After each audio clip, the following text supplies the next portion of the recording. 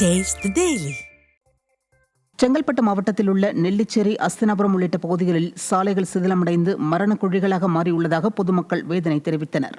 சிவன் கோவில் சாலை உட்பட பல முக்கிய சாலைகள் குண்டும் குழியுமாக உள்ளதால் பள்ளி, கல்லூரிகள் மற்றும் அன்றாட வேலைகளுக்கு இருசக்கர வாகனத்தில் செல்வோர் மிகுந்த சிரமத்திற்கு உள்ளாகியுள்ளதாக கூறும் பொதுமக்கள் சிதிலமடைந்த சாலைகளில் அடிக்கடி வாகன விபத்தும் ஏற்படுவதாக புகார் தெரிவித்தனர்.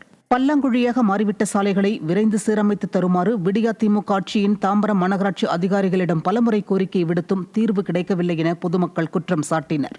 மோசமடைந்த சாலைகளின் அவலத்தை வீடியோவில் பதிவு செய்து சமூக ஊடகங்களில் குடியிருப்பு வாசிகள் பகிர்ந்துள்ளனர். திருவள்ளூர் மாவட்டம் பழவேற்காடு அருகே ஜமீலாபாத் கிராமத்தில் இரவில் அடிக்கடி மின்சாரம் துண்டிக்கப்படுவதால் அப்பகுதி மக்கள் அவதியடைந்துள்ளனர். ஜமீலாபாத் கிராமத்தில் இரவு நேரத்தில் அடிக்கடி மின்சாரம் துண்டிக்கப்படுவதாக பொதுமக்கள் குற்றம் சாட்டியுள்ளனர். இந்த நிலையில் தொடர் மின்வெட்டால் கடும் அவதியடைந்து வருவதாகவும் இதுகுறித்து புகார் அளித்தும் மின்சாரத்துறை நடவடிக்கை எடுக்கவில்லை என்றும் பொதுமக்கள் வேதனை தெரிவிக்கின்றனர்.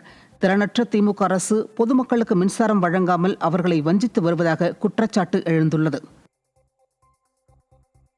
தருமபுரி மாவட்டம் நல்லம்பள்ளியில் நடைபெற்ற வாரச்சந்தையில் பக்ரீத் பண்டிகையை முன்னிட்டு 1 கோடி ரூபாய்க்கு ஆடுகள் விற்பனை நடைபெற்றது. நல்லம்பள்ளி பகுதியில் நடைபெற்ற வார சந்தைக்கு மாவட்டத்திலிருந்து பல்வேறு பகுதிகளில் இருந்தும் விவசாயிகள் ஆடு மாடுகளை விற்பனைக்காக கொண்டு வந்திருந்தனர். இந்த நிலையில் பக்ரீத் பண்டிகையை முன்னிட்டு தமிழகம் மட்டுமல்லாது வெளி மாநிலங்களில் இருந்து வந்திருந்த ஏராளமான வியாபாரிகள் ஆடு மாடுகளை வாங்கி சென்றனர்.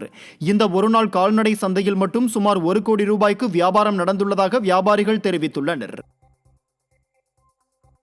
ராணிப்பேட்டை மாவட்டம் சோளிங்கர் அருகே புதிதாக அமையவுள்ள டாஸ்மாக் கடைக்கு எதிர்ப்பு தெரிவித்து மாவட்ட ஆட்சியரிடம் பொதுமக்கள் மனு அளித்தனர். நாம்பரம் கிராமத்தில் முருகேசன் என்பவருக்கு சொந்தமான இடத்தில் புதிதாக அரசு டாஸ்மாக் கடை அமைக்கப்பட உள்ளதாக கூறப்படுகிறது.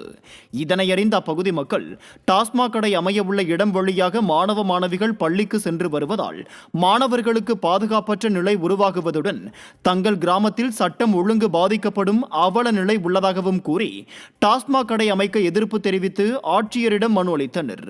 மதுக்கடையை மூடுவதாக கூறி ஆட்சிக்கு வந்த விடியா ஸ்டாலின் அரசு மதுக்கடை எண்ணிக்கையை அதிகரித்துக் கொண்டே இருப்பதாக குற்றம் சாட்டினார்.